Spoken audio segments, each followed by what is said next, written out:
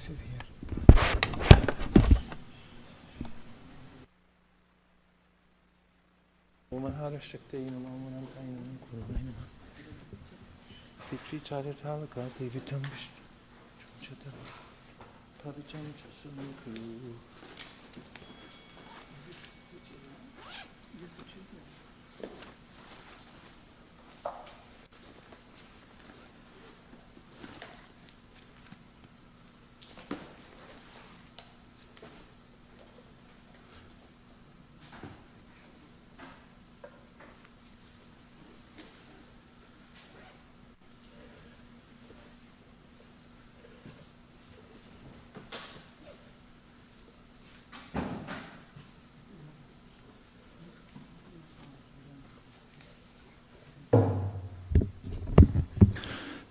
Jaya Radha Madhava Kunja Bihari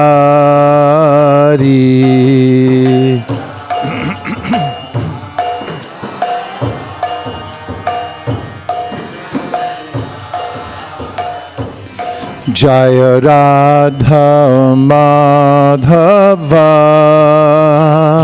Kunja Bihari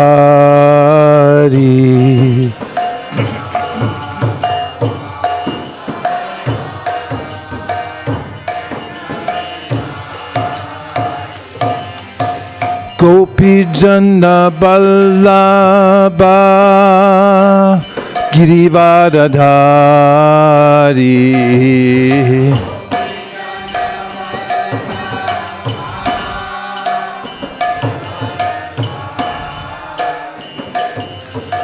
Gopi Jana Ballabha Girivardhari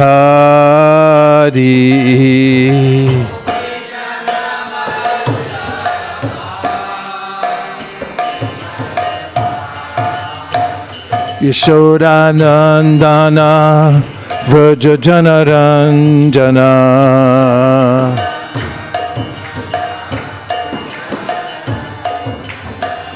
Yashodanandana Vraja Janaranjana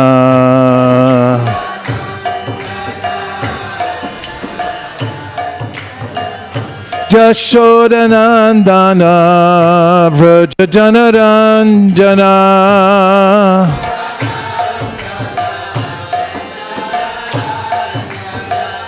Yashodanandana Vraja Janaranjana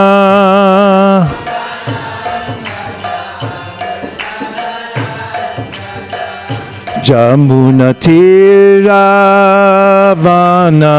Chari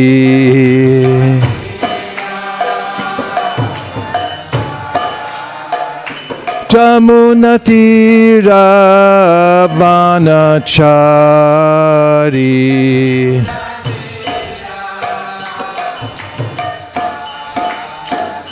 Jaya Radha Madhava Kunja Bihari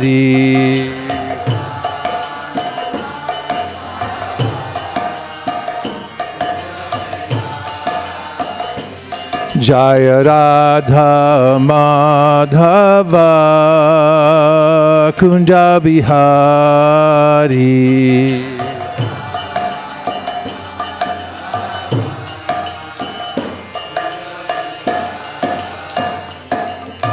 Gopi Jana Ballabha Girivardhari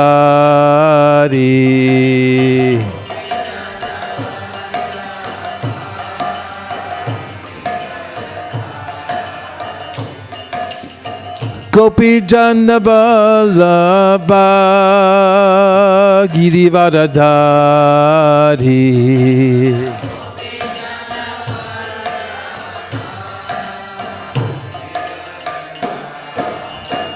Yashodanandana Vraja Janaranjana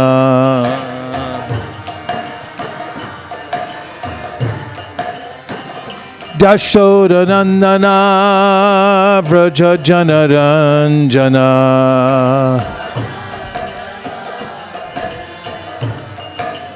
Jashodanandana Vraja Janaranjana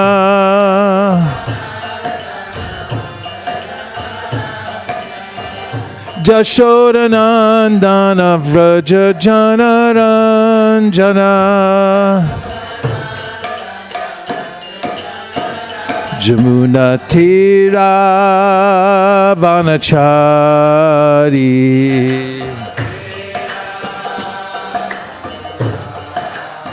Jamuna Tira Vanachari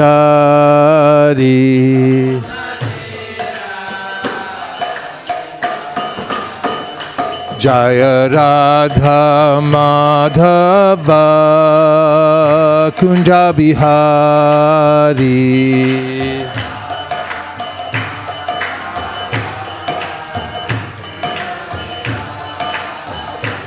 Jaya Radha Madhava Kunja Bihari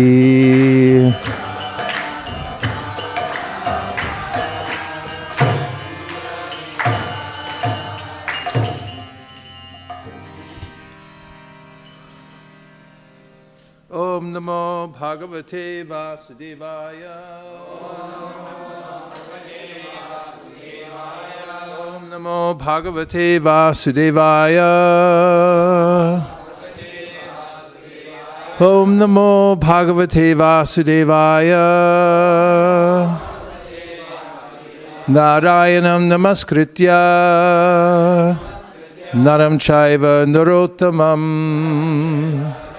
Devim Sarasatim Vyasam Tato Jayamudiraye. Those parrots? I like the birds. Pretty nice. And since there's no clock today on the wall, we'll go all day. I'm so happy to be back, and thank you all for being here. I think when I come here that I've entered the spiritual world. Wherever else I go, I'm absorbed and delighted. But when I come here, I'm home, and all of you are my life and soul. So just seeing you all here brings my life back to me. And thank you for giving your heart and soul to the movement of Srila Prabhupada and Lord Chaitanya Mahaprabhu, because it makes much more of a difference than you even know, even amidst the daily struggles as you continue with your vows and with also nonviolence, which is held at a very high standard by Srila Prabhupada, which means that you actually have to be actively engaged in giving others Krishna conscious to be considered nonviolence. It doesn't just mean wearing a mask or drinking himsa milk. It means that you actually have to go out and give people knowledge, one by one and in mass and in whatever way you can in order to be qualified as nonviolent. So you're all doing that and making a huge difference in the world. So thank you very much for letting me come back. Hare Krishna. And the best of all musicians, wherever I go, nobody can compare to the madanga, the kartal playing, and the harmonium playing. I always feel like, hey, what happened? I come back here, it's like, oh. And also, I'm happy to be here and sitting in a Bhagavatam class, because while we were Govardhan, that's mostly what we were doing. And it's safest in life to be on a schedule where you're fully engaged, because the material world is a precarious place. Actually, know it or not, we're hanging by a thread here. And there's the legend of Damocles and the sword of Damocles that hangs over the head by a thread, and that is hanging over all of us, not the least of which is because of our relationship with the material energy, which has been long and sordid. And because of that, at any moment it can be revived, And therefore, safest thing, while we have the opportunity over approximately 84 years, which is what the insurance companies say most humans live. Women live a little longer, but don't take advantage of it. We have to use as much of that as possible in the direct devotional service of the Lord, specifically hearing and chanting. Hearing the Bhagavatam is especially recommended. And coming back from Vrindavan, where we, over the last month, read the 5th, 6th, and 7th cantos together, about 5 hours a day, my conclusion was that the deeper you dive into the Bhagavatam, the deeper you see it is. And in one sense, it's a little frustrating because the materialistic mind wants to control everything and say, now I've got it. I understand Bhagavatam. I can recite Bhagavatam. I know Bhagavatam. But as we go into it, we see that, oh, I don't know anything. I'm tiny. It's Krishna. And Krishna is unlimited. And if we could circumscribe the Bhagavatam by our intelligence, then it wouldn't be Krishna, nor would Krishna be Krishna if we could do that, because Krishna means that he's unlimited and that there's not a point at which we can completely understand. And we can't even understand material nature. I mean, if we were to say that to whatever degree we understand material nature in any of its aspects, any of the sciences as an example, you'd have to say, you'd put a dot and then 10 miles worth of zeros, and then a 1 or whatever number you want to put to say that that's how much we actually know about any given subject matter, even in material nature. Cell biology, oceanography. I mean, they say, oceanographers, at least I heard this, that they only have cataloged 10% of the life in the ocean. So there is still hope of seeing a Timangila fish sometime. And how they know that it's 10%, that's probably which leaves us to understand what the Bhagavad Gita tells us and the Srimad Bhagavatam is that we really are tiny parts of the Supreme Personality of Godhead who is unlimited. And our real happiness comes through recognizing that and surrendering to Him and entering into the internal potency and learning the different categories of truths. What are tattvas? I mean, tattva, the word tat means that.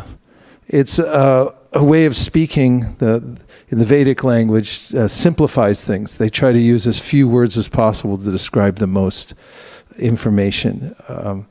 And when we say Om Tat Sat, for instance, as we see in the 17th chapter of the Bhagavad Gita, Tat means that. And we're pointing to Om Tad Vishnu Param Sada. We're pointing to that supreme abode and the lotus feet of the personality of Godhead from which that abode emanates, as does everything. And Va is like tattva means thatness. So what are we to understand? We're to understand those things that actually exist. And there are various categories that exist according to the Vishnu Purana of truth. One of those truths is the internal potency. The other is the external potency. And the other is the marginal potency, of which we are a part. And to understand those three truths and to understand our relationship with the internal and external potency is the essence of Sambandha Gyan, which is absolutely necessary for one to be a properly functioning living entity. Otherwise, we get mixed up and we take part in the external energy and think that we're living an actual life, but we're not. I saw on the way through the airport an advertisement for a movie, and it said, based on a true story. And I was thinking, this whole material world is based on a true story. It's like a film, but it's like, if you see a movie that's based on a true story, you say, which part's true, which one's not? It's like, there's a real story somewhere else. This is kind of like the embellishment or it's a fake, it's a replica. This is a replica. It's based on a true story. Everything you see here is it's verisimilitude. There's an idea that it's similar, but it's just similar. It's not the real thing. It's real in a sense, but it's temporary. That's the material energy. And if I get tricked into thinking this is the real story and my story is the big thing, I'll be disappointed. When the loved ones die, for instance, I'm bewildered of what happened. Bhagavatam's very direct and says, this is what happened. They're not actually your relatives. It tells the story of King Chitraketu, who wanted to have a son, had a son, lost the son in very unfortunate circumstances. And then Narada and Angira revealed that this son was actually just a living entity. Living entity is brought back into his little baby body. They ask him, why'd you leave your father and mother? And he said, I don't really recognize them. That's the truth of it, the material world. It's based on a true story. We do have a father and mother, but this is not them. They're only replicas. It's an act, it's a play. So to have that kind of information from the Srimad Bhagavatam and the Bhagavad Gita is the most valuable of all information. In fact, it's the only thing that is valuable. And the world's going on as if everything's fine. But it's really not. I mean, the whole acceptance of a consumer society where Black Friday is celebrated as we'll call it Black Saturday because yesterday didn't count. But that's something actually viable, that it's to be celebrated or appreciated or something like that. It shows how far human beings have come from understanding reality. So the fact that we have the service to interject, or as probably say, inject within human society this valuable knowledge as people are out looking for some object that will make them happy or that will make somebody else happy, or that they'll become happy by presenting it to them even if the other person isn't happy. There's all kinds of ways people are thinking about buying things at this time of year. But when they actually get a hold of a Bhagavad Gita or a Srimad Bhagavatam, then they've got their hands on something substantial, on Tat, on a category which is real. And they can read about the real story. No one else is going to tell them. They can subscribe to the New York Times, the Washington Post, the LA Times, and they won't read about it anywhere. There'll be a mixture of information that's tainted with the lower modes of material nature, and it will never satisfy their sense of being living entities. Whereas a couple of verses, one verse from the Bhagavad Gita can awaken somebody to their real purpose in life and reorient them. And hearing the holy name. Actually, this is one of the glorifications that is given by the acharyas and in the Bhagavatam itself, that the holy name is a little bit proactive, forceful actually, that he comes to the material world, and whether people like it or not, he enters into their ears. The book they can take or not take. When they do take it, it amplifies the holy name because it goes off and it'll continue radiating for years, generations, and so forth, and affect people in a very profound way. Whole villages, whole countries can be affected by one book. And the holy name doesn't wait for somebody to acquiesce. It simply enters their ears. And when it does, even if they don't believe in it, the sixth canto of the Srimad Bhagavatam, the story of Ajamil, Shukadeva Goswami said it's just like medicine that's potent. Whether you believe it works or it doesn't work, it's still going to act because it has that property. So similarly, the holy name, when we go today to chant in San Francisco, will have its effect. And even if people cover their ears, I mean, that might even make it worse. Just like when the demons, they try to avoid Krishna, they think of him more. So when people, it's like, stop chanting Hare Krishna. And it's like, oh my God, you just said it. It has its effect. So at the same time, we also are sensitive to the fact that people have a frame of reference, that they are the body, that this is an important activity that they're doing, going and shopping and so forth. And we honor that because we are moving about the world, and our purpose is to give Krishna consciousness, and recognizing the fact that when somebody is administering some kind of medicine, and we have to take very serious our role in doing that as messengers, we also have to have a bedside manner so that the medicine can be accepted. And therefore we have to treat people with the utmost kindness and compassion and respect. Even if they are not interested or they're averse, we give them a clear path so that they're not agitated more. And we leave each person that we meet with a good impression. Gaur Premanande Haribol. So, from the Srimad Bhagavatam, in the 7th canto, there's a very important theme that unfolds. And again, I'm going to have to look at my watch. So we're ending at 9 today, so we can go downtown San Francisco, where we have our new Bhakti Center West.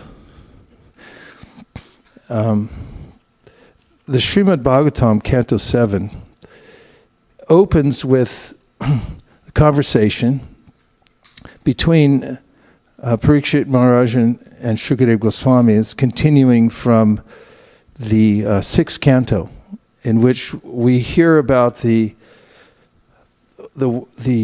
conflicts between the demigods and the demons. And they are considerable. In fact, this goes on everywhere in the universe. There's good guys and bad guys. Bhagavad Gita, 16th chapter, Krishna confirms that there are people with demoniac nature and there are people with divine nature. And they're at odds with one another. So get used to it. That's the material world. It's not that things are going to even out here and everything will be peaceful. In fact, it's pointed out in the 7th canto, the Srimad Bhagavatam, that there are upheavals even in the upper planetary systems. In fact, I was thinking, I wrote something in my notebook about a thought I had for a paper or a small book called Happy in Hell. That'd be a nice tract, a little tract. The other religious groups, they give out tracts, and ours could be called Happy in Hell. How is that? It's expressed in the 6th canto of the Bhagavatam. Narayanak parak sarve nakutaschana bhibyati swarga pavarga narakeshu api tulyarta darshana. This comes when Parvati had cursed Chitraketu because she had thought that he made an offense to Lord Shiva. Shiva didn't take it seriously. It was just joking amongst peers, pure devotees. Parvati, doing her duty as a good wife, she stepped forward and said, "Who do you think you are?" laughing at my husband, and said, "You should become a demon in your next life."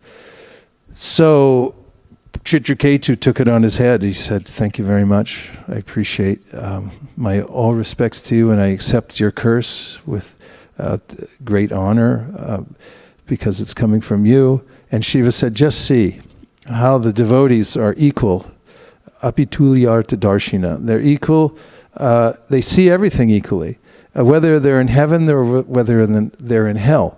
But the Bhagavatam goes on in the 5th canto, going back a little bit, that there are gradations of happiness in the material world. And there are neighborhoods you can live in. The upper planetary systems, you live for a lot longer time. There are fewer disturbances than in the middle and lower planetary systems. Little suffering at all, if any, in the upper planetary systems. Although, as I mentioned, they're not immune. Abrahma bhuvanaloka punar avartino arjuna mamupetya, etc. Krishna says, from topmost planet down to the lowest. So in the upper planetary system, throughout the Bhagavatam we hear, especially in the 5th canto and the 11th, that the residents there who are intelligence, the demigods and so forth, pray that they could take birth in Jambudvip, in Bhumandala especially, in the earthly middle planetary system, because there's a greater opportunity for becoming God conscious. Why? Because in the heavenly planets, they say everything's so nice, there's no real impetus to become Krishna conscious. If you're given a credit card today, any of you who are worried about debt, paying the mortgage on your house or your car or anything like that, and somebody gives you a credit card, you don't have to pay it back. It's got $11 trillion of credit. You might relax a little bit, right? Why work so hard? I don't have to go to work today. I got an $11 trillion credit card. So similarly, if we're given an advantageous position materially, then the mind immediately relaxes and thinks, like, I'm okay. So Queen Kunti said this, that I prefer it when I'm under stress, in a situation of duress, because then I think of you more. So similarly, demigods, those who are sincere about advancing spiritually, it's too nice here.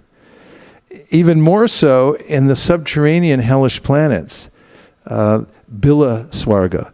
There is a situation in some areas, it's actually the worst, but it's the best materially. It's better than heaven.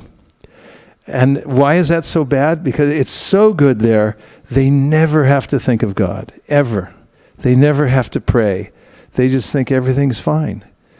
And this is the worst of all situations, according to Shukadeva Goswami, because you're in complete ignorance. What is that complete ignorance? I'm fine.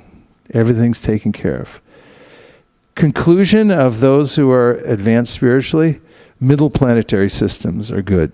There's not so much heavenly happiness, except in California a little bit, but there's enough distress and suffering that to remind us constantly nowadays that I got to get out of here. The house is burning, literally. So we should be happy in hell. When hellish conditions come to us, be happy that it's hell. And recognize the fact that this is a situation that's given to us just so that we can advance spiritually. And this is the quintessential attitude that a sincere practitioner of bhakti develops. Tate anukampam susamikshamanu bunjana evatma kritam vipakam. That whatever vipakam, whatever boiling that's taking place here, however I'm being cooked here in the material world, kumbhipaka, that's Krishna's mercy, so that I want to get out of the pot, jump out and go back to Godhead. So we take advantage of that. So now, after the 6th canto, we've heard about the various upheavals, the fights between the demigods and the demons in the upper planetary systems, and Krishna helps out the demigods. So now Shukadeva Goswami is explaining to Parikshit Maharaj, who wanted to know, that seems a little odd because it's well known that Krishna is supposed to be equal to everybody. So how is it that he helped out the demigods and didn't help the demons so much? So then this whole question of equality is discussed here in the beginning of the Srimad Bhagavatam. In essence, the answer to that is that actually we have independence as living entities. And we put ourselves in advantageous or disadvantageous situations due to our developed temperament. And our situation in the material world is due to our own choice. Purusha prakritisto hi bhunti prakriti jan gunan karanam gunasangosya sarasad yoni janmasu. Krishna says in the Gita, 13th chapter, 20th verse, that whatever we have now, it's because of our association previously. And we've developed ourselves in a certain way that we have attracted various modes of material nature. So Shukadeva Goswami explains that according to the modes that we've developed, we will attract the mercy of the Lord, or we will repel it. And when one is trending towards the mode of goodness, one is able to absorb more of the mercy of the Supreme Personality of Godhead. And when one is in the lower modes of material nature, one becomes repellent. One repels the mercy of the Supreme Personality of Godhead. So it only appears that he's given one person more mercy and another person less, but it's due to their own capacity to take it in. How's the temperature in here? It's kind of muggy. It's muishi atsui, as they say in Japan, like muggy. Anything we can do, or is it all broken? Decrease the temperature. Unless you want to meditate on Juhu, Bombay, or something like that. I mean, just waiting for the elevator there last year, I almost died. It was only about 10 seconds. I mean, it's hot and muggy there like anything. So if you want to, we can meditate on that we're in Mumbai. But you could tell it's muggy because the madungas don't work in this weather so well. This one I had to grab on the way out because all the other ones were totally flat. It's the only one that worked. So, in the Gita, Krishna talks about this quality of sameness or seeing things equally. Because Krishna does. Krishna sees things equally, and he's equal to everyone. Samaham sarvabhuteshu name dvesho stinapriyaha. So there's a couple of Bhagavad Gita verses that we can look at. And as we do, we can remember, before we go out to distribute Krishna consciousness to the people of San Francisco, to see everyone equally. First of all, in the 5th chapter of the Bhagavad Gita, the most famous verse about sameness and about how a learned person sees everyone the same is Amapamyaya Sarvatra. That's from the 6th chapter, right? So from the 5th chapter, I'm thinking, the famous verse that His Holiness Radhanath Maharaj quotes more than any other verse. Vidyavinaya sambhane brahmane gavihastani shuni chaiva swapakecha pandita samadarshina. Very interesting. This is a verse in which Krishna says, who is the most learned? And he claims here that the person who is able to have equal vision of all living entities as the most learned of persons. Now, interestingly, he points out all the differences first, because he says, Vidya Vinaya Sambhane Brahmani Gavihastani. So now he's naming, first of all, the highest in society, the Vedic society, is the learned Brahmana. And not just the priest who, rings a bell or something like that for money, but the person who actually has all the Brahminical qualities, qualified Brahmana. Brahmane, Gavi. Gavi means? So then there's the cow. So first he names the Brahmana, then the cow. Brahmani, Gavi, Hastini, then the Hasti. Hasti means hand. So elephant has a hand, the trunk is like a hand because it grabs stuff, so they're called hustis. And so you got Brahmani, Gavi, Hastini, Shuni as a dog, and then you come to this next thing, Shuni Chaiva, Shwapake. Shwapake actually means a dog cooker.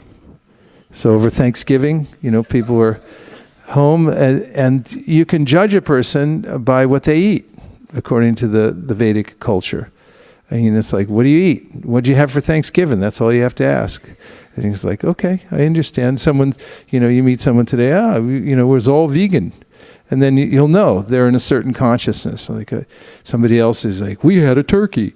It's like, poor bird, Then somebody else is like, we ate our dog. Then you're like, okay, I understand where you're coming from. The Shuni Chaiva Shwapake, that dog cooker. It's like, you cooked a dog? Okay. I know we're working with here.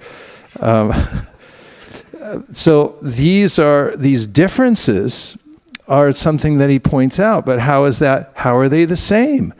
Externally, no one's the same. In fact, if you look in the United States Constitution, we find that it's based on a metaphysical principle that everybody's the same. We hold these truths, says Thomas Jefferson, who wrote these lines, to be self-evident that all men are created equal. So if there's a Brahmane, Gavi, Hastini, Shuni, and Shopake, how are they equal? How is the Shopake equal to the Brahmane? Well, they're not externally. There's no comparison. In fact, if you compare anybody in this world based on their qualifications materially, you won't find that anybody's the same. So in the Bhagavad Gita or in the Constitution of the United States, how does it make sense? There's only one way to make sense, and it's based on a higher truth, which is something that we all hold as self-evident. When it comes down to it, we all hold as self-evident that there's a higher truth beyond the differences in the material world, that we're all the same. And we'll find this, it's a pervasive idea that people want equality everywhere. However, because they don't have sufficient knowledge to understand where that equality exists, they try to claim it on a material level. Let everybody be equal. But that's not going to happen. Because the modes of material nature jumble everything up, and externally, nobody's on an equal level. Everyone has some superiority or inferiority based on the combination of modes of nature that their psychophysiological nature is made up of. So what's the equal part? Well, Krishna mentions it here. Brahmani Gavi Hastini Shuni Chaiva Shropakecha Pandita Samadarshina.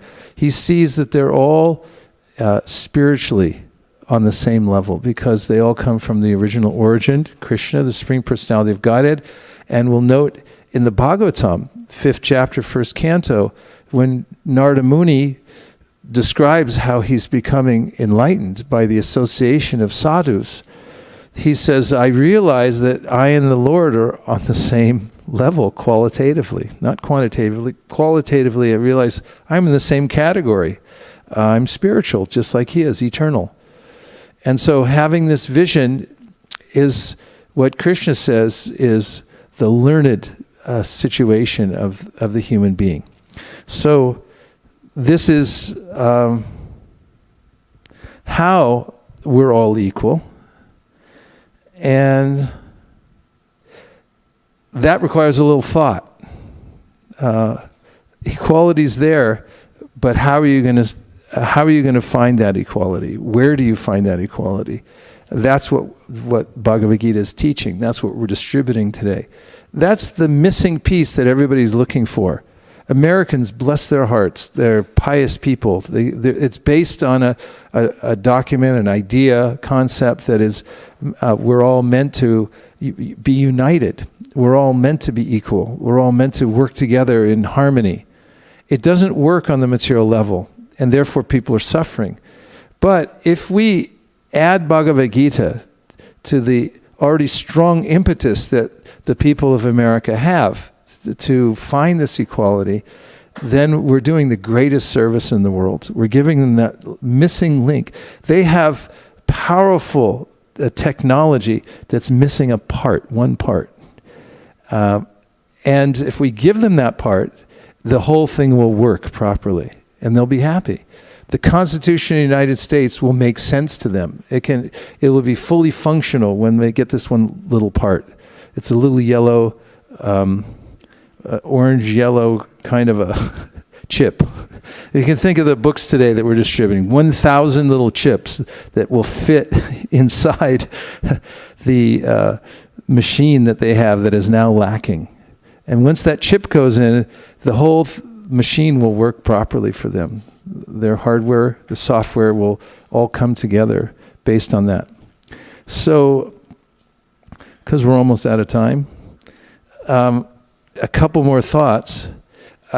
This equality, Krishna says in the 2nd chapter, 48th verse, Samatvam yoga uchite. He said, this is yoga. So to be equal, to see this equality everywhere, And this is what is called yoga. Yoga sta kuru karmani. So yoga sta means equipoised, means that one's situated in yoga. Kuru, perform, karmani, your duties. So it's a very active thing.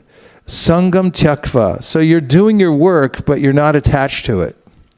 Dhananjaya. Siddhi asiddho. So whether it comes out the way you wanted it to or it didn't. It's a siddhi or asiddho. Sama bhutva. Samatam yoga uchite. So you remain equal, whether it works or it doesn't work. And then he says this yoga, samatvam yoga uchite. This is called yoga, to be equal. Whether it's perfect or it's not perfect, you did your duty according to the authority. And if it worked out, fine. If it didn't work out, okay, you remain equal in both situations. So this is called yoga, Krishna says. We'll find this theme throughout the Bhagavad Gita, that one has to attain this sense of equality and balance. Quality is a constant theme. So next verse, 519. Almost ready for reflections. Jitta Sargo. So now Krishna talks in the 519 about how our minds have to be samye. Ihaiva tera jitta sargo, please repeat. Yesham samye stitam manaha. Nirdosham hi samam brahma. Tasmad brahmanite stitaha. So, iha means in this life. And eva, certainly tied by them, jita means conquered, sarga, birth and death. Now listen to this.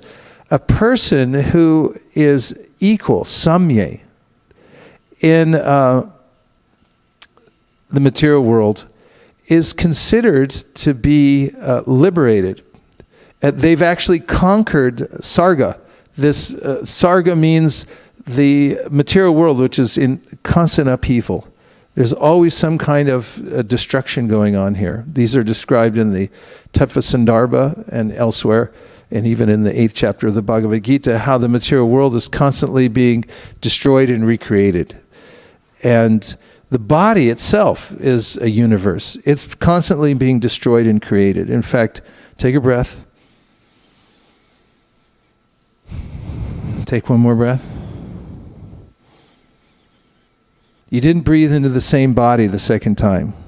It's a different body. It's constantly changing. It's not that it's growing. It's not that it's stretching and becoming, a bigger body. It's changing constantly like a river.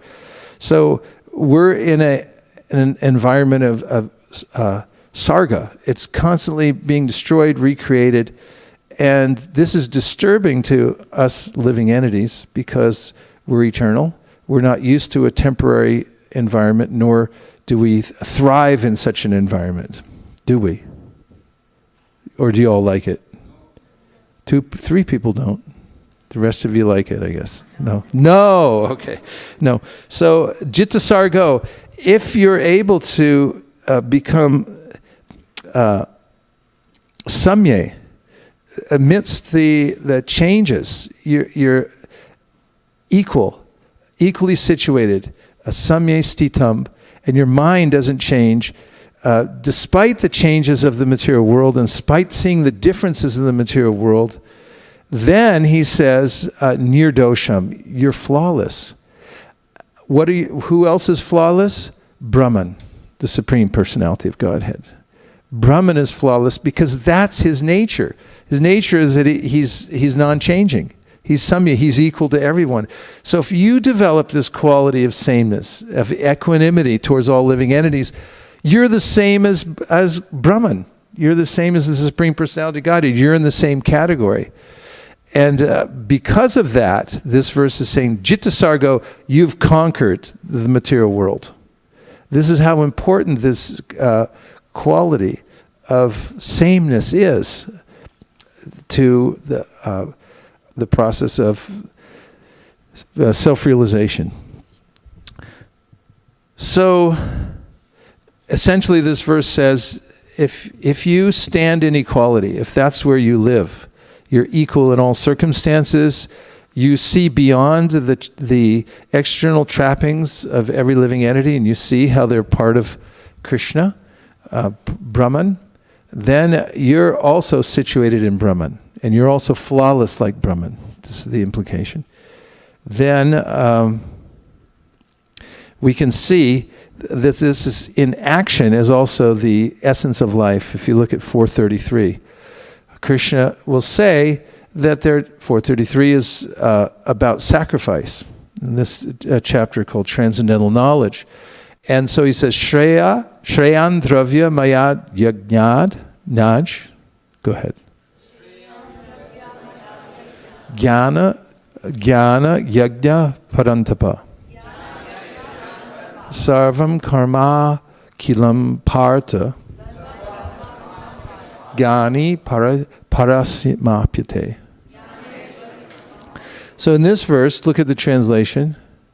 Krishna is saying, O chastiser of the enemy, Parantapa, the sacrifice performed in knowledge is better than the mere sacrifice of material possessions. After all, O son of Pritha, all sacrifices of work culminate in transcendental knowledge. So the essence of this in relationship to the conversation on what is sameness means that the transcendentalists take shelter of consciousness, not of matter. And that Krishna is saying here, when you perform some sacrifice, you can offer something like a material item. Like, what could you offer to the Lord? Incense. You could offer incense. Strawberry incense. We used to have spiritual sky, strawberry, vanilla, lavender. You can offer incense. You could offer cash. I mean, what is cash anyway? What is it? Paper, basically. Paper and a kind of cheap metal, just imprinted with something saying, we promise to pay you back, even though we don't have anything. Just a bunch of debt. So it's a material thing you can offer. What else could you offer? Flour you could get somewhere around here. Someone could run out. They're not a lot in the neighborhood, but we could find some to steal. No, I'm just kidding. We wouldn't do it. There are all kinds of things, fruits, flowers. If you just offer those unthinkingly as a ritual without any thought behind it, he says it's not valuable. But if you put your heart into it, if you put your consciousness into it, and when you offer it with love, as Krishna says, patram pushpam palam toyam, yome bhaktya prayachati, then it has some value. So now we find out where this actual value in life comes from, and where the samatvam, the way that one can remain equal, comes from. It's from the level of full consciousness, that one offers one's conscious intention to worship the Supreme Personality of Godhead. And so the sacrifice of knowledge is better, not just dravya, material items. And so if we don't offer our heart and consciousness, then we're really not offering anything. So Krishna's giving us this insight into how he sees the world, what's valuable in it, and says in the Gita, learn to see it the way I see it. Learn to find what's valuable in what I find is valuable. It's in consciousness. And when you find that, then you've found the real wealth in life. And finally, for today's conversation, 520. Na prahrishyet priyam prapya, nadvijet prapya cha priyam stira buddha rasam muto.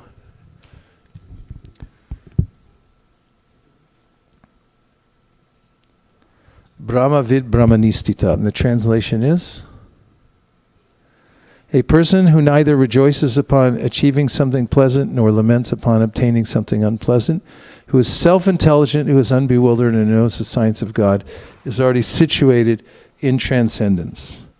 So, again, this idea of not being affected by priya or apriya, Those things, you may get something that seems very nice or something that seems objectionable, but a person who is situated in Brahman isn't concerned one way or the other.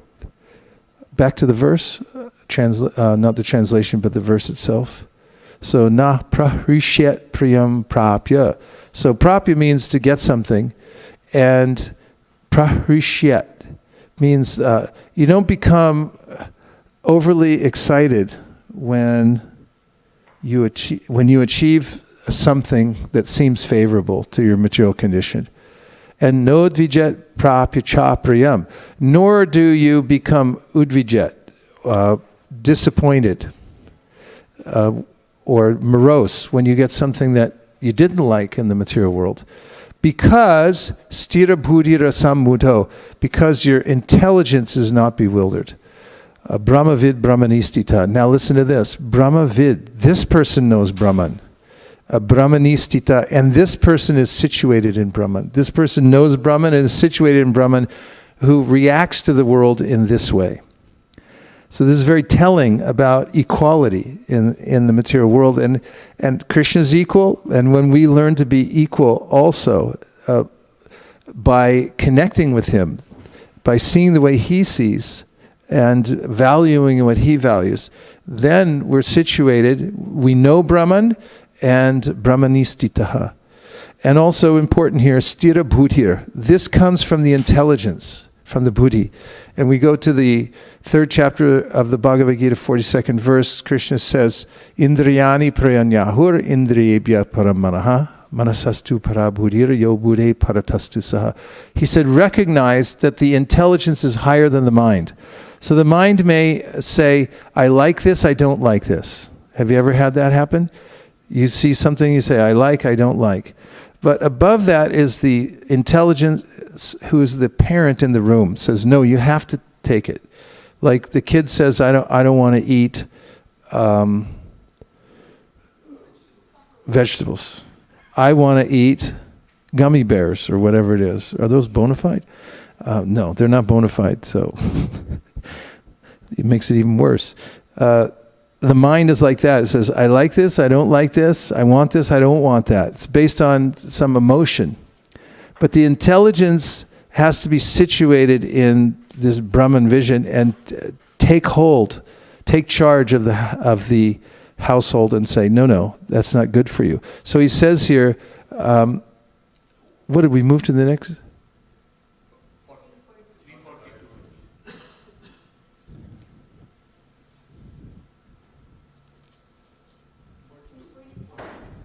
Oh, 342? Oh, that's all right. You don't have to go there. Go back to 520. So, just in conclusion, after presenting all these facts about self-realization and about how one should conduct oneself in this world as a yogi, this art of remaining equal is called yoga, Krishna says.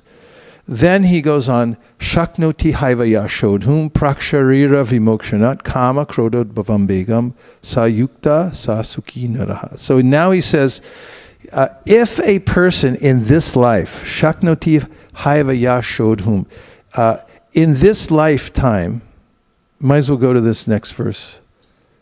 Shaknoti haivaya shodhum. Forward, march.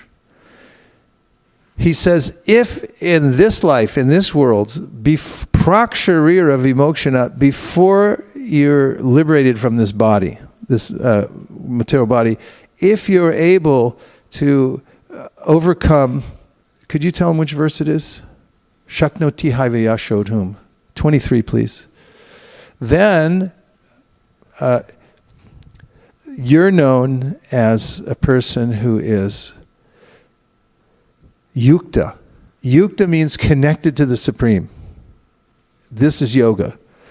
You have the power, shakti, shaknoti haivaya shodhum. If you have the power to withstand the forces of desire and hatred, kama, krodha, bhavam vegam. These are forces, vegas, like vacho vegam, manasa krodha vegam. If you're able to withstand the forces of desire for the material world, lust, and so forth, and krodha, the anger that you didn't get what you wanted, then you're yukta, you're connected to the Supreme. And sukhi nara, not only you're connected, you're a happy human, you're a sukhi nara. So this is the formula for actual success. And to understand what the 7th canto in the very beginning is teaching us, and be like Krishna. Krishna is equal, be like him. And Krishna also advocates in the Bhagavad Gita, I'm completely equal everywhere and in all circumstances. I'm indifferent to the material world. You also be like that. And when you learn to do that, you'll be part of my nature. You'll join with me. So this is very commonsensical. And it's something that people intuit naturally. The sameness of all living entities, as I pointed out from the Constitution of the United States. The fact that there's a higher truth in the material world. As Sridhananda Maharaj points out, justice is not an empirically provable item. You can't look at it, but everyone intuits that it is what's the right thing to do or what's the wrong thing to do. And that doesn't make any sense from a materialistic platform, because if we're all just material chemicals, then it makes perfect sense to commit genocide, because it thins out the population so more people can eat. I mean, from an evolutionary point of view, justice really doesn't make sense at all. So if you're a complete materialist, you don't subscribe to justice. And if you do, then you're subscribing to a higher truth. And that truth is self-evident. It is self-evident, according to Thomas Jefferson and according to Krishna in the Bhagavad Gita. And to any rational human being who isn't a psychopath, killing people is wrong, killing children is wrong, and so forth. Why is it wrong? Not from a material point of view, but from a metaphysical point of view. Meta means beyond the physical. So Krishna is revealing these truths in the Bhagavad Gita, and the people of San Francisco are awaiting our arrival so that they can receive that one chip of knowledge that fits into the otherwise perfectly functioning machine. Now it's having what is it? That's like it's malfunctioning. Hare Krishna. Om Tat Sat. Okay. Now, we have a couple minutes. We'll take reflections. Hare Krishna. Srivas Pandit Prabhu.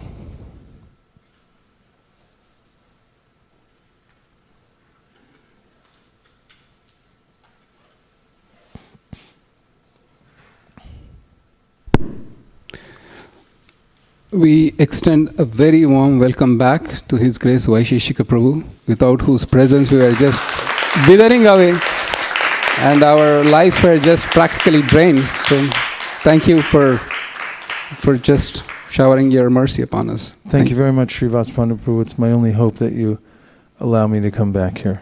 Hare Krishna. And now we'll take a few reflections. Anything that you heard from the monologue or from the verses that we read that stuck in your mind. Okay? 1, 2.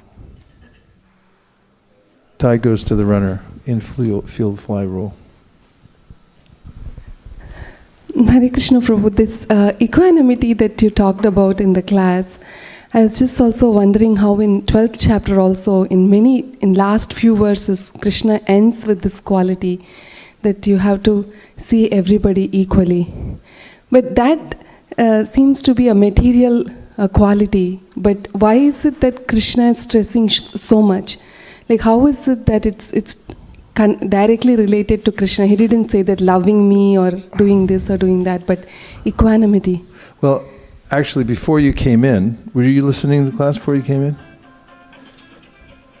Because I was making the argument that actually it's not a material quality. It can't be. On the material platform, there is no equality. There's no person in here that has, the exact same SAT score, or some people took it, some people didn't, or on any other testable level, materially. You're not going to find equality in this room or anywhere within Mountain View or anywhere in the material world. There's no equality. So equality is not a subject matter of the material world. He's therefore talking about equality that's based on seeing the with equal vision that all living entities are parts and parcel of Krishna. And obviously, when he speaks the verse Vidya Vinaya Sampane, that there are these different living entities. However, one sees them the same. One may not treat them the same, even though you see them the same. This is a conundrum for people who don't have the knowledge of Bhagavad Gita, because they try to say that everyone should be equal. Everyone should have equal, but that doesn't work. There are philosophies, in the world, social philosophies, political, societal philosophies that say, do away with all the hierarchy, just have one, but it doesn't work. As we find that it ends up, there's a tyrannical government telling everyone you have to be equal to everybody. So then now you have two tiers. And it becomes even more extreme. It always shakes out in that way.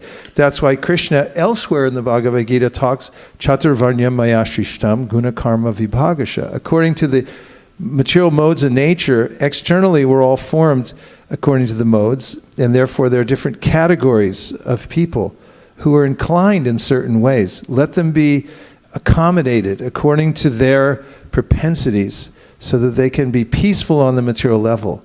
So when in the 12th chapter of the Bhagavad Gita, Krishna is speaking about the treating people equally and seeing them equally, he's obviously talking about their spiritual nature, not about their material nature. Does that make sense? Yeah. Oh, yes, and Balmukunda Prabhu, and then Shraddha. Hare Krishna Maharaj. Hare Krishna. So you made a point that we should try to see how Krishna sees and what we should value, what Krishna values. So one thing I was thinking, Krishna have given every living entity freedom. He don't enforce anything on a living entity. So even in our life, we see, while in different dealings, we may influence, we may encourage, but we cannot control them.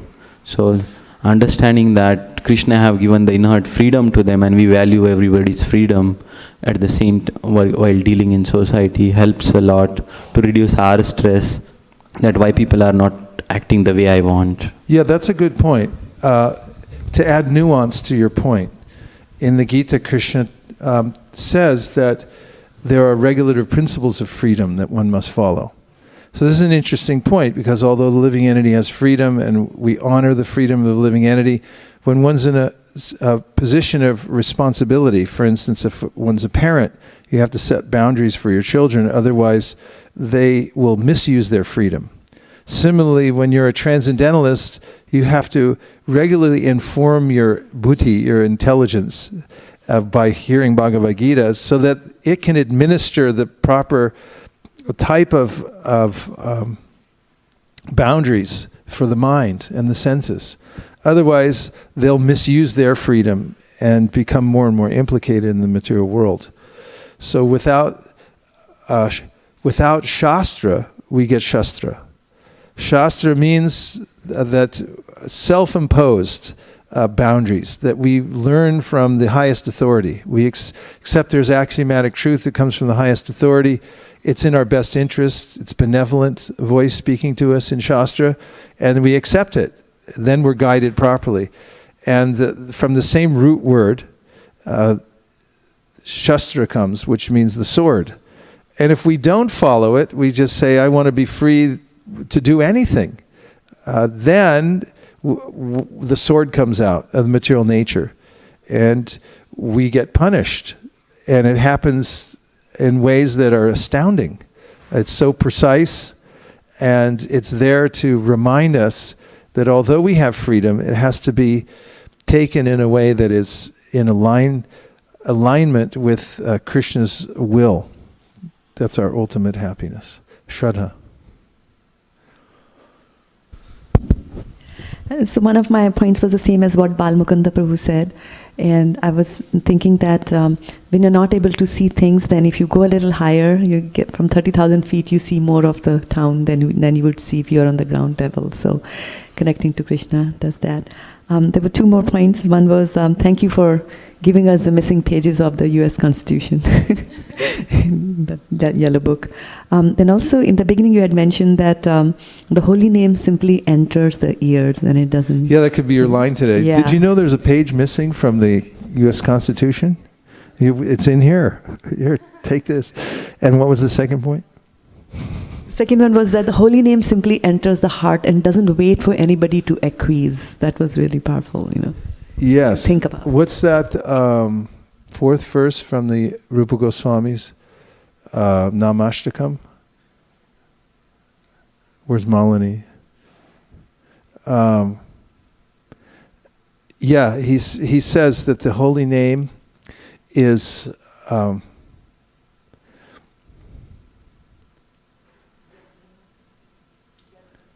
Yat Brahma Sakshat Kritanishchayapi Vinashamayati Vinana Bhogai. Now wait a minute.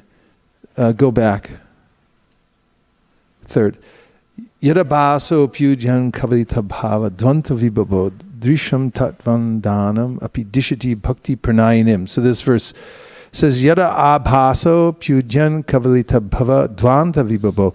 So the holy name is like this, that he says, even if a person is andhanam, he's blind to the truth. Tattva andhanam means blind to the truth. Drisham, the holy name gives him the sight, vision, to understand the truth, which is bhakti pranayanim. He understands bhakti is a good thing. Just by hearing the holy name, it can awaken that sense of bhakti. And how much of the holy name? Yad abhaso pyudjan kavalita bhava dvanta vibhavo. It enters into the darkness, and even a dim glimmer, just a little reflection of the holy name, like we're downtown San Francisco and it's bouncing off the walls. Someone's going into Macy's. Does that still exist? Is still a Macy's in the world? It goes, they're walking into Macy's 2 blocks away, but the holy name's bouncing off the canyon walls of these big buildings, and it happens to enter into somebody's ear. And all they hear is Hare Krishna, one thing. They go in and like, where's that jacket I need to buy for my cousin's brother's sister's friend who lives in Alaska? And otherwise I'll be persona non grata if I don't get it in blue. But they hear Hare Krishna. Don't you hate shopping? I hate it. I hate it. I stopped doing it many years ago thanks to Nirkula. One of the great services she did, even during the Christmas time when my family was still alive. I'm an orphan now. But, there was this semblance that, we're some participation in holidays and stuff like that. I totally faked it because of her, she'd go get stuff, put it in a box, and it's like, here, give this to such and such. And here you go. And it's like, what's in there?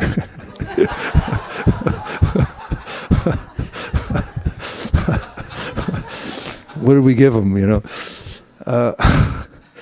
Anyway, I hate shopping. But if somebody's shopping, they're in that morass, inwardly, outwardly, and they hear Hare Krishna, Yadabhaso. They just hear a dim reflection of the holy name. It goes in their heart. It can awaken this sense of bhakti. It's so powerful. That's why it's recommended in the age of Kali Yuga. Chaitanya Mahaprabhu's spiritual master taught him this verse. He said, Hare Nama, Hare Nama, Hare Nama Eva Kevalam, Kalavana Stevana Stevana Steva Katiranyata. In Kali Yuga, nothing else works, nothing else works, nothing else works, except the chanting of the holy name, chanting the holy name, chanting the holy name. He emphasized it from the Brihat Naradiya Purana. So you have to chant, and you have to chant loud. That's why we also distribute books, because the book will go home with them, it'll penetrate their house, their office, and then everyone will have a chance to read it for generations. And the holy name is there within the books. 3 minutes. Any other reflections? Yes?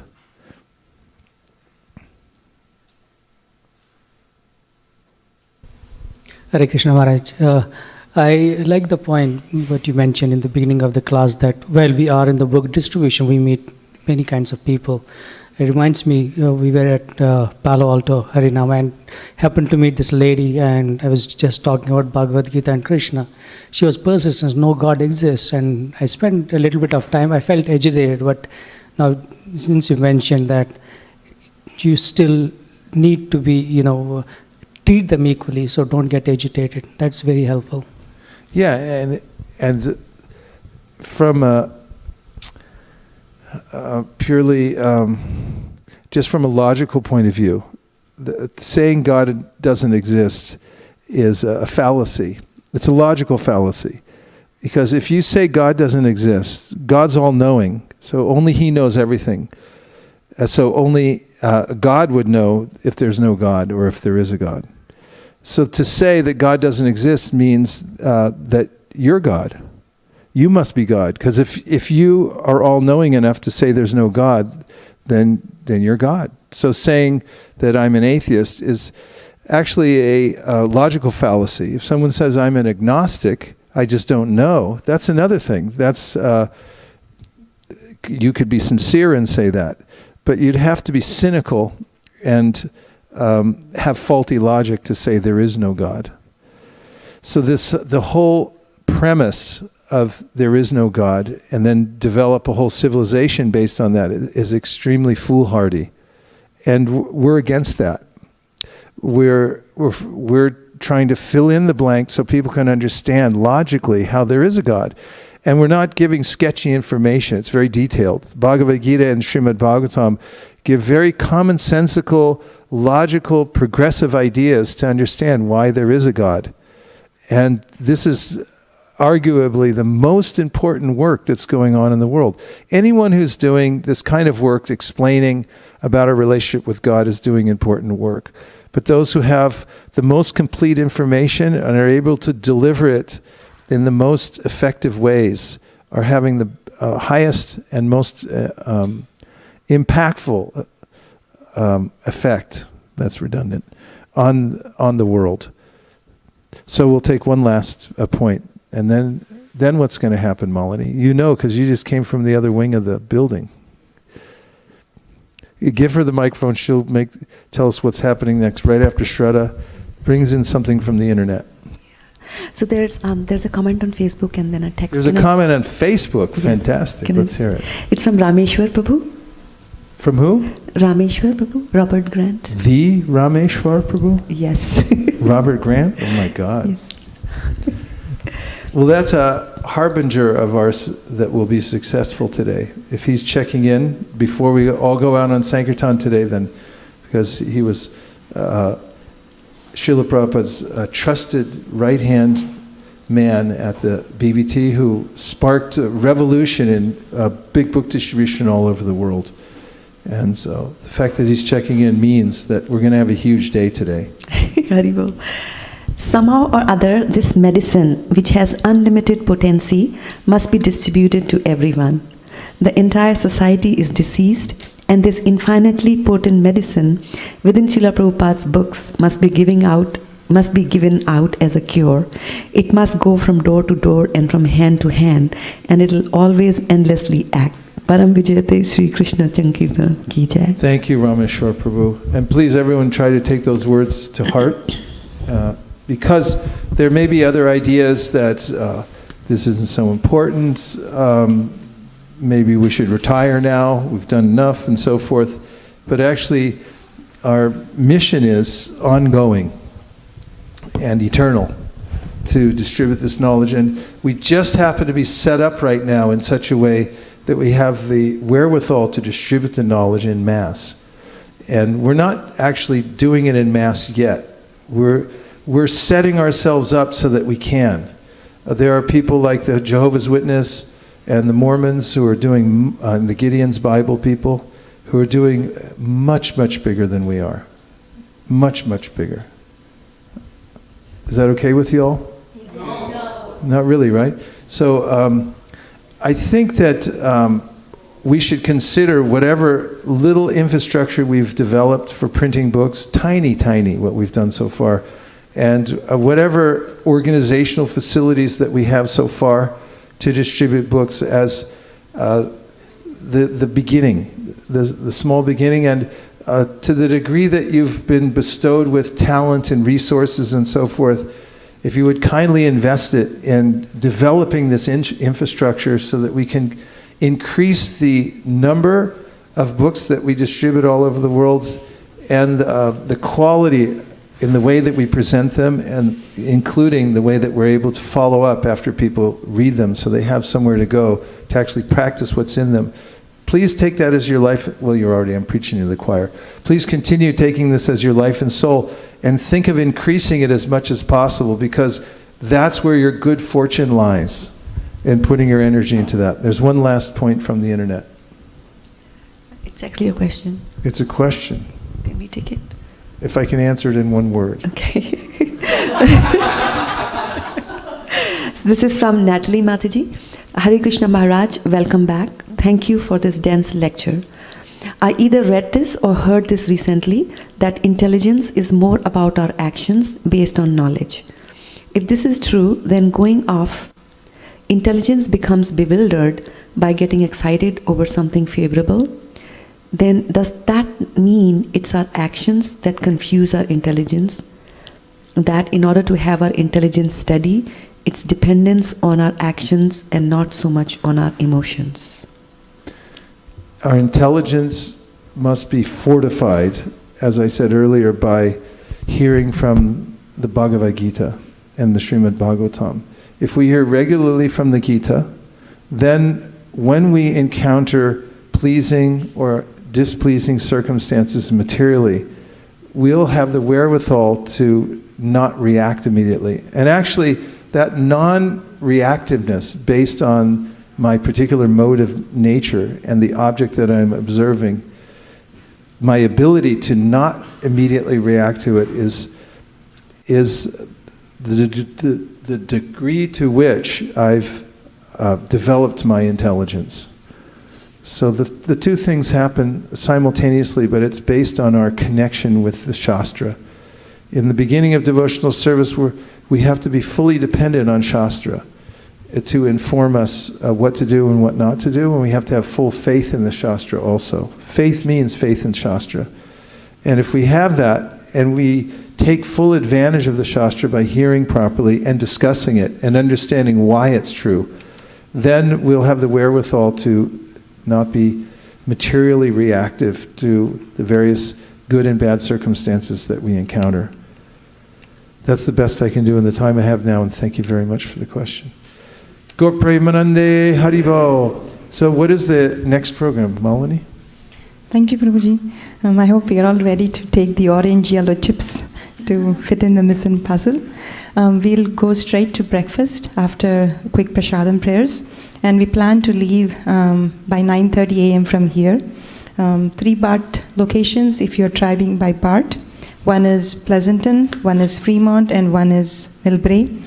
Fremont devotees are meeting at 10 a.m. at Fremont BART station. And devotees from Pleasanton, they are taking 10:40 train. And devotees from Millbrae, we're meeting at 10:15 a.m. So if you want to join, please join one of these timings. Otherwise, you can come by yourself. But if you want to have more fun, then you can come at these timings. And we plan to reach there by 11 a.m. And we will start the setup, and then we'll start distributing books right away along with Harinam. Please dress warm in layers. It's cold in San Francisco. And thank you so much for coming. And thank you, Prabhu, for encouraging and inspiring us. Are you sure it's cold down there? Did you check the weather? It's the weather, it says 57 degrees. Huh? It's what? Lowest it is 48. Okay. 57 and 48. So, and the sun breaks out around 11 a.m. and by 1 p.m. it's fully sunny. That's what the weather says. Okay. So, leave everyone with a good impression. That's the most important objective of the day. Second is distribute all the books. There's 1,000. How many? Our goal? 1,000 Bhagavad Gitas and 1,000 Science of Okay, Self-Realization. so today our goal is to distribute at least 1,000 Bhagavad Gitas and at least 1,000 Signs of Self-Realization. And leave everyone with a good impression at the same time. Srivas Prabhu? And keep an eye on the kids, because it's wild and woolly. It's San Francisco. If devotees like, they can distribute these books in a package, in a bundle, the Bhagavad Gita and Science of Self-Realization together. You present them a package. That would be a good tip. Kitna paisa. Whatever comes from their heart. Whatever comes from their heart, they can give. Yes. There's no minimum, and more importantly, there's no maximum. Don't hold back. Today is the day where we want to give. So don't hold back, please. Okay? Sharira Vijaja Jodendriya Taheka Jive Pele Vishaya Shagore Dharma Jeji Boyati Loba Muisu Durmati Take Jeta Katita Shangshare Krishna Bada Doyamoy Kori Bare Jihajai Shaprashad Anadiloba Shayanamrita Pa Radha Krishna Gunaga Premidako Shri Chaitanya Nita Premidako Shri Chaitanya Nita Mahaprasade Govinde Nama Brahmani Vaishnave Sapa Punya Vatam Rajan Vishwaso Naivajayate Prasade Sarva Dukhanam Hanirasyo Pajayate Prasanna Chetaso Yashu Bhudi Parya Vatishtate Trayopa Bhukta Straganda Vasalankara Charchitaha Uchishta Bojino Dasas Tava Mayam Jayemahi Bhagavat Shri Mahaprasada Ki Go Premanande Nitai Gaura Haribo Haribo Haribo Nitai Gaura Haribo.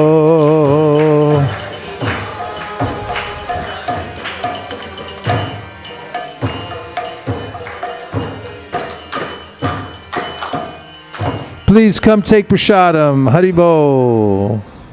Vanchakobdurvisha Kripasanabeva Chapatitanam Pavanibhyo Vaishnavebhyo Namo Namaha.